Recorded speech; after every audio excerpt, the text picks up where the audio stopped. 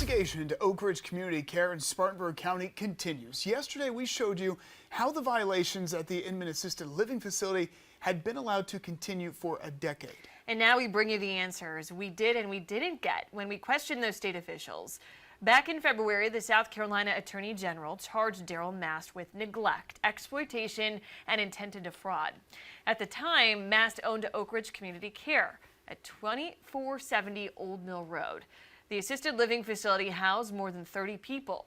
Now, when officials got inside, they documented finding a vermin-filled building the county soon condemned. We acquired more documents that reveal those problems weren't new.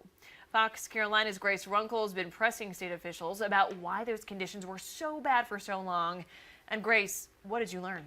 Well, it's been difficult to have a conversation with any official about Oak Ridge and the conditions there. One obstacle that we've encountered is that there are a lot of different state agencies involved in these community residential care facilities. The South Carolina Department of Health and Environmental Control is at the top, but there are a number of people who are supposed to be advocates for those residents, and this isn't something they want to talk about.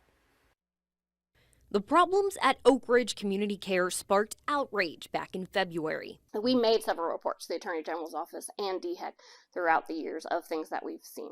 At the time, we spoke with the Appalachian Council of Governments, which has an entire division devoted to advocating for seniors.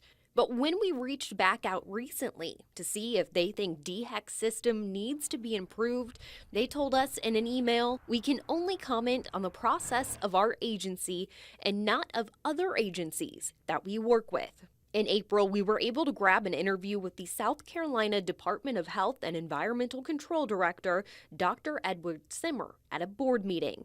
We asked, what does it take to get a facility shut down? It really gets back to the imminent threat to the life or health of the people living there, right? So it really depends on the nature of the violations. A violation where some training is not documented is a very different thing than, the roof is collapsing or there's, the residents are infested with bed bugs. But records show there were bed bugs. According to dozens of DHEC investigations, vermin had been an issue for years. Photos from inspection show bugs in furniture, on mattresses, even crawling on residents. The issue was mentioned in nearly half of the complaints filed about Oak Ridge from 2014 to when they closed this year. We asked for an interview with Simmer for this story and were told we needed to speak with the department that oversees investigations instead, and were told that would happen over email. We asked, looking at Oak Ridge as a case study, do you think the current complaint investigation and follow-up process is working?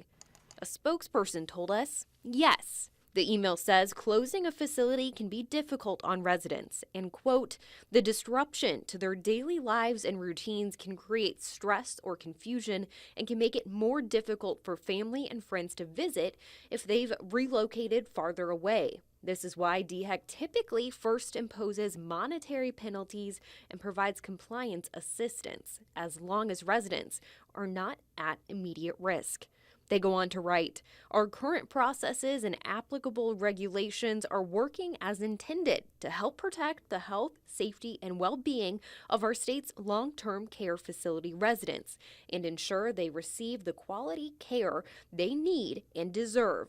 Of South Carolina's 473 CRCFS, there have been only 13 enforcement actions and 3 administrative orders issued to facilities for violations this year.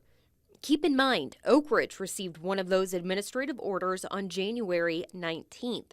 And if the Attorney General's office hadn't arrested owner Daryl Mast on February 14th, charging him with neglect, exploitation, and intent to defraud, they might still be operating.